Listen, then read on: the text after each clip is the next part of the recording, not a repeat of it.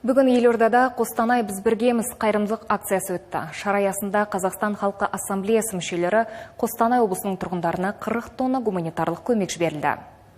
Қалалық Қазақстан халқы ассамблеясы қайырымдылық акциясына бастамашы болды. Оған елорданың этномәдени бірлестіктерінің өкілдері, Қазақстан халқы ассамблея кәсіпкерлер қауымдастығы, сондай-ақ меценаттар, бизнесмендер және қала тұрғындары белсенді қатысты. Тіпті кәсіпкерлер Қостанай тұрғындарына ақшалай да үй жағынан да көмектесуге дайынбыз деп отыр. Нұрсұлтан қаласының атынан 40 мың тонна гуманитарлық көмек көрсетіп жатырмыз. Жексенбіден бастаған акция әлі де өз жалғасын табуда. Қазір мұнда қарапайым адамдар да өз көмегін көрсетіп жатыр. Тіпті арасында қариялар да келіп жастық сатып алып, соны бізге табыстап жатыр. Барлығына алғысымыз шексіз. Айта кетейік, Қостанай облысына көмек жинау пунктілеріне келушілердің қатары сейілген жоқ. Өзге де ұлт өкілдері де белсенді. Ассамблея мүшесінің айтуынша, олар жыл сайын қазақстандықтарға көмек көрсетеді.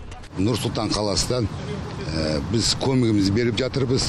Қостанай облысыға, біздің бауырларымызға көрпа жастық бары жағдайларını беріп, қолымыздан келгенше көмегімізді беріп жатырмыз.